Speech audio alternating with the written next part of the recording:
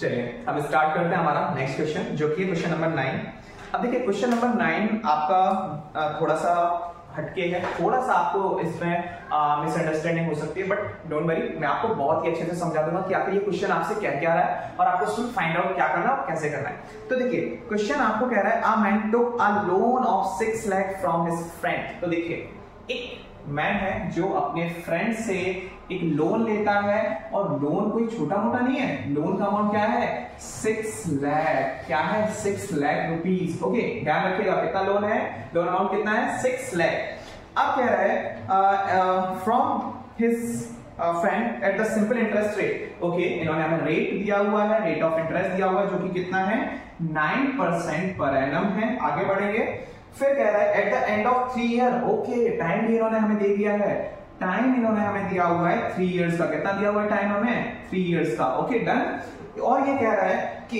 ही cleared his डेब्ट, और जब वो अपना डेब्ट इसे देता है यानी कि अमाउंट जब इसे ये पे करता है तो कितना करता है, कह रहा है अमाउंट ही क्लियर्ड हिज डेब्ट by paying 3 lakh. Okay 3 lakh and giving his flat to his friend. Okay okay okay okay इन्होंने पता है जब अमाउंट पे किया है बेटा, अमाउंट पे किया, देखिए इन्होंने जो लोन लिया हुआ था अपने फ्रेंड से वो था 6 लाख का, बट मे बी हो सकता है कि इनके पास उतने पैसे नहीं हो पाए, तो इन्होंने क्या किया बेटा, इनके पास जो पैसे थे वो थे सिर्फ और सिर्फ 3 लाख रुपीस। कितना था 3 लाख रुपीस था। बट ऑब्वियस सी बात है भाई कि जब आप किसी से 6 लाख रुपीस लोन लोगे तो आप उसको 3 लाख तो नहीं पे करोगे, ऑब्वियस सी बात है, तो आप उसको थोड़ा सा अमाउंट तो ज्यादा तो पे करोगे, एक्स्ट्रा मनी पे करोगे, आप एक्स्ट्रा सम ऑफ मनी पे करोगे। लेकिन इसने तो 3 लाख क्या नहीं, सिर्फ 3 लाख इसने पे नहीं किया, इसने क्या किया 3 लाख तो पे किया ही किया, उसके साथ इसने क्या किया, अपना फ्लैट, जो इसका फ्लैट था या फिर हम बोल सकते हैं इसका हाउस था, उसने हाउस भी अपने फ्रेंड को दे दिया है। और हमसे पूछा क्या जा रहा है, हमसे पूछा जा रहा है प्राइस ऑफ द फ्लैट। भाई क्या है प्राइस ऑफ द फ्लैट, बाप रे कितना अजीब क्वेश्चन है, बट डोंट वरी मैं आपको समझा रहा हूं, बहुत इजी है, ठीक है, थोड़ा सा अजीब है बट बहुत ही ज्यादा इजी है। आगे मैं आपको एक बार फिर से क्वेश्चन समझा दे रहा हूं। सपोज करते हैं मैं आपको लेके चलता हूं, मुझे लेके चलता हूं। मैंने सपोज करो कि मैंने क्या किया, मैंने आपसे लोन लिया या फिर आपने मुझसे लोन लिया, कितने का 6 लाख का लोन लिया।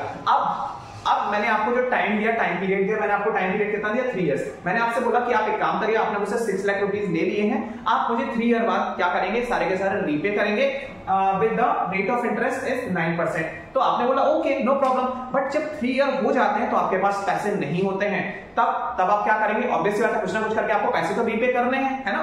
तो आप क्या करते हो, आपके पास सिर्फ 3 लाख रुपीस, आपने 3 लाख रुपीस मुझे दे दिए, बट उतने से मेरा काम नहीं हुआ, तो उसके साथ ही आपने क्या किया, आपका एक फ्लैट भी मुझे दे दिया विद द 3 लाख। तो जब आपने फ्लैट भी मुझे दिया और 3 लाख रुपीस भी मुझे दे दिए, तो मेरा जो अमाउंट आपको मुझे 3 इयर्स बाद रीपे करना था वो मेरा कंप्लीट हो गया। तो आपसे पूछा जा रहा है कि आपने 3 लाख जब ये पे किया तो आपने फ्लैट जब पे किया तो फ्लैट का प्राइस कितना होगा कि आपका जो अमाउंट है वो रीपे हो गया, आपने किसी दूसरे को जो आपने लोन लिया होता है उसको आपने रीपे कर दिया। तो हम समझते हैं इस क्वेश्चन को करेंगे कैसे। इस क्वेश्चन को करने के लिए प्राइस ऑफ द फ्लैट, लेकिन उससे पहले हमें निकालना पड़ेगा कि आखिरकार अमाउंट कितना है। तो अमाउंट निकालने के लिए हमें क्या करना पड़ता है, हमें पता है अमाउंट निकालने के लिए हमें क्या करना पड़ता है, हम यहाँ पे सारी चीज देखेंगे। अमाउंट इज इक्वल टू होता है principal plus interest. Okay principal हमें दिया हुआ है बट इंटरेस्ट नहीं दिया है, तो हम क्या करेंगे, फिर इंटरेस्ट निकालेंगे। इसके लिए पहले हम यहाँ पे स्पेस छोड़े देते हैं, स्पेस छोड़े देते हैं, या फिर हम काम करते हैं बाद में सॉल्व कर लेंगे। तो हमें यहाँ पे इंटरेस्ट निकालना है, तो हम इंटरेस्ट निकालेंगे। इंटरेस्ट के लिए फॉर्मूला क्या होता है, इंटरेस्ट के लिए फॉर्मूला होता है principal multiply with the rate multiply with the time divided by the 100। ये हमारे पास क्या होता है, इंटरेस्ट होता है। जब हम इसको क्या करेंगे, सॉल्व करेंगे, तो हमारे पास कैसे ये सॉल्व होगा, प्रिंसिपल कितना है 6 लाख रुपीस हमारे पास क्या दिया हुआ है, प्रिंसिपल है, मल्टीप्लाई करेंगे रेट से, रेट कितना है 9% है, टाइम कितना है 3 ईयर है। इस तरीके से हमारा ये क्वेश्चन है।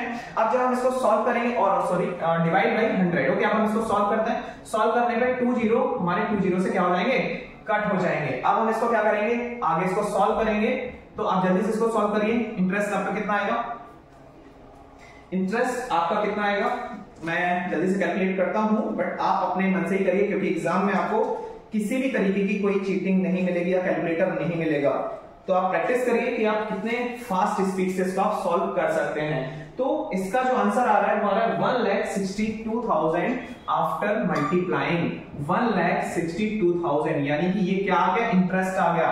तो इंटरेस्ट आ गया। अब हमें इंटरेस्ट जो आया है 1,62,000 रुपीज आया, तो हम इंटरेस्ट को कहां पे पुट करना था, अमाउंट निकालने के लिए पुट करना था। अगेन हम क्या करेंगे, अमाउंट का फॉर्मूला लिखेंगे, अमाउंट इज इक्वल टू क्या है हमारा, प्रिंसिपल प्लस इंटरेस्ट। प्रिंसिपल क्या दिया हुआ है, 6 लाख रुपीज, ओके, और 6 लाख रुपीज आपने जो लोन लिया होगा उस पे आपको इंटरेस्ट कितना पे करना है, 1,62,000। कितना पे करना है, 1,62,000, ओके।